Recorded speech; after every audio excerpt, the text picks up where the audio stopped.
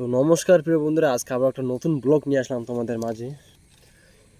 তো ব্লগ করার আগে আশা করি তোমরা সবাই ভালো আছেন, সুস্থ আছেন, তোমাদের সেটাই কামনা করি।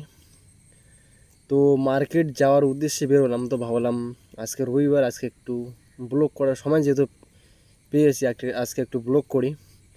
কারণ রবিবার আমাদের ছুটি থেকে সবাই যেন যে কেরালা মার্কেটে যারা যদি থাকেন বা অন্য কোনো জায়গায় যারা বাইরে থাকেন, কম বেশি সবাই জানেন যে রবিবার করে কম বেশি ছুটি থাকে, যে কোনো কোম্পানি কাজ করে না কেন। তো বাজার যাওয়ার উদ্দেশ্যে বাইর হলাম আমি। তো ভাবলাম যে একটা ব্লগ করে নিই। আর ব্লগ করার আগে প্রিয় বন্ধুরা, তোমাদেরকে একটা অনুরোধ করে হাত জোর করে বলবো যে ব্লগগুলো বানাই আমি, একটু সাপোর্ট করবেন আপনার ভাইটিকে। অনেক কষ্ট করে মনে করো ভিডিওগুলো করি আমি। যাকে বাজার যাওয়ার জন্য রেডি, তো রবার বাগানের ভিতরে এসে ভাবলাম যে একটা ব্লগ করে নেই এই সময়ের মধ্যে আর কি। যেহেতু বাজারে যাব, বাজারে গেলে ম্যাক্সিমাম 1.5 থেকে 2 ঘন্টা লাগবে আসতে। মানে বাজার যাব, ওখানে খাবার জিনিসপাতি চাল ডাল নিতে হবে, তারপরে মনে হয় গাড়িতে করে আসতে লাগবে। তো ম্যাক্সিমাম 1.5 থেকে 2 ঘন্টা লাগবে। তো ম্যাক্সিমাম এখন বাজে মনে করো 1:45 বেজে গেছে। তো মনে করো বাজারে যাব, গিয়ে আসবো ম্যাক্সিমাম 4টা হয়ে যাবে। তো এসে আবার খাবার বানাতে লাগবে, তো অনেক সময় লাগবে। তো প্রিয় বন্ধুরা, আজকের মানে একটা গুরুত্বপূর্ণ কথা নিয়ে আসলাম তোমাদের মাঝে।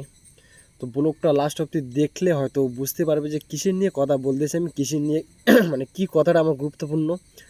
মানে ব্লগটা লাস্ট অবধি দেখলে হয়তো তোমরা বুঝবে। আর ব্লগটা এসে মনে করো 10 সেকেন্ড 15 সেকেন্ড দেখে চলে গেলে মনে করো বুঝতে পারবে না জিনিসগুলা। তো ব্লগটা মানে গুরুত্বপূর্ণ এর জন্য বলতেছি আর কি। আমার মোবাইলের আজকে রিচার্জটা শেষ হবে। তো মনে করো আমাদের মধ্যবিত্ত যে পরিবারগুলো আছে, যারা মনে করো কেরালায় ভুটানে যে কোনো জায়গায় গিয়ে কাজ করে, মনে করো দিন মিলে দিন খায়, তার পক্ষে যে মনে করো একটা মোবাইল রিচার্জ যেহেতু 300 টাকা হয়ে গেছে 1 মাসের রিচার্জ। তো 1 মাসে রিচার্জ করতে যে কতটা তাদের মনে করো গায়ে বাজে। মনে করো এখানে আমরা হাজিরা পাই, মানে ম্যাক্সিমাম 700 থেকে 800 টাকা পাই আর কি হাজিরা। তো মনে করো হাফ হাজিরার মনে করো টাকা আমাদের কি করতে হয়, মোবাইলের রিচার্জই করতে হয়। তো আমাদের মধ্যবিত্ত পরিবারের যে ছেলে বা দাদারা ভাইয়েরা যেই হোক, ঠিক আছে, যারা আছেন, তারা মনে করো আমাদের পক্ষে যে রিসার্চ করাটা এতটাই মনে করো ঝুঁকিপূর্ণ হয়ে পড়েছে। যারা মধ্যবিত্ত ঘরের ছেলে বা আমাদের গরিব ঘরের ছেলেরা তারাই বুঝে যে একটা রিসার্চ করতে এখন অনেক প্রবলেম হয়ে যাচ্ছে আমাদের মধ্যবিত্ত ঘরে বা আমাদের গরিব ছেলেদের। ঠিক আছে, যারা গরিব তারা বুঝে যে টাকা ইনকাম করতে কত কষ্ট লাগে। আবার মনে করো রিচার্জের দামও বেড়ে গেছে, ম্যাক্সিমাম 300 টাকা হয়ে গেছে, 299 টাকা, ম্যাক্সিমাম 1 টাকা কম 300 টাকায় নেয়। তো আমাদের পক্ষে রিচার্জ করাটা খুব একটু মানে ঝুঁকিপূর্ণ হয়ে পড়েছে। আর আজকে রিচার্জ শেষ হবে, বাড়িতেও পয়সা চাচ্ছে, এইদিকে রিচার্জটাও শেষ হয়ে যাচ্ছে। এখন মানে কী হলাম, মানে যাকে বলে খাজমালা ফাটা বাসে পড়ে গেলাম আর কি। মানে আসে আমার কাছে ম্যাক্সিমাম 8 থেকে 9 হাজার টাকা। মনে করো 8 হাজার টাকা, মানে 8 হাজার থেকে 300 টাকা ভাঙালে ম্যাক্সিমাম 7,500 টাকা বাড়িতে মানে যে দিতে লাগবে। তার মধ্যে আবার ফির বাজারে যাব, ম্যাক্সিমাম কিছু তো একটা খাবো, মনে করো পানি হোক বা পরোটাই হোক পুরি হোক, যে কোনো একটা তো খাবো। বাজারে গেলে ম্যাক্সিমাম যে কোনো ছেলেই যাক, আমি দারু টারু খাই না, সিগারেটও খাই না, যে কোনো হোক মনে করো পরোটাই হোক বা একটা মিষ্টি পানি হোক, আমি যতটা পান খাই না, মিষ্টি পানি হোক, যে কোনো একটা বাজারে গেলে ছেলেপুলে লোক মানে ছেলেরা খায়। কেউ দারু খায়, বাড়ি গিয়ে দারু খায়, যেমন আমার দাদাই আছে, বাড়ি যাবে দারু খাবে, ম্যাক্সিমাম ওখানে 300 টাকা শেষ করে বাইর হবে। ফির আবার আমরা যে ম্যাচ খরচ করি বা খাবারের খরচাগুলো নেই, ওখান থেকে 500 টাকা সবাই দিয়ে 2,000 টাকার খরচা আনবো। তো 2,000 টাকার খরচা দিয়েও হয় না আমাদের, 4 জন খাই 2,000 টাকা, সপ্তাহ 2,000 টাকা দিয়ে হয় না, ম্যাক্সিমাম 3 থেকে 3,500 টাকা লাগে। জানি না, বাজারে বাবা আমাদের পাশে মানে 700 থেকে 800 টাকায় সপ্তাহ চালিয়ে দেয় মারা। আমাদের যে বাড়িতে মা বা আমার স্ত্রী আছে বা বোনরা আছে, এক সপ্তাহ মানে 600-700 টাকার মধ্যে হয়ে যায়। আর এখানে 3 থেকে 3,500 টাকা খরচা হয়, তাও আমরা কী করি হয় না।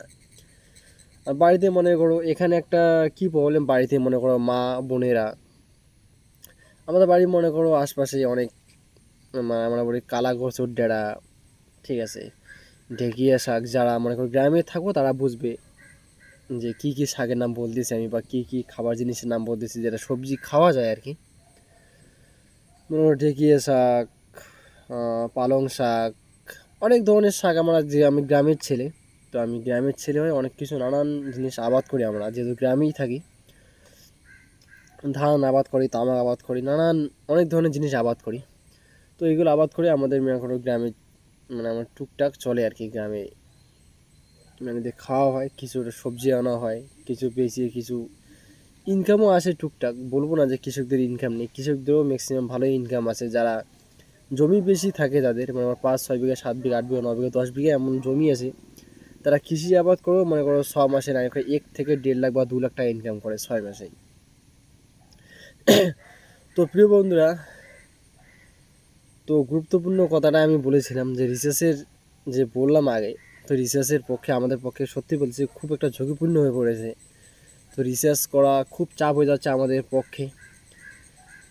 তো আমার মতো কেউ মানে কে কে আছো যে রিসার্চ করতে খুব ঝুঁকিপূর্ণ বা অসুবিধা হচ্ছে, ঠিক আছে, বা রিসার্চ করতে সামর্থ্য নেই আমাদের মানে মধ্যবিত্ত লোকেদের, তো আমার মতো কে কে আছেন, তো ঠিক আছে কমেন্টে যদি ভিডিওটা যদি ভালো লেগে মানে দেখো, তো অবশ্যই কমেন্টে জানাবেন যে আমার মতো কে কে রিসার্চ করতে মানে ভাবছো আর কি, বা কী করবো, রিসার্চ এতটা দাম বেড়েছে, কী করবো, বাড়িতে পয়সা পাঠাবো নাকি রিসার্চ করব, মানে টেনশনে পড়ে যাচ্ছি আর কি।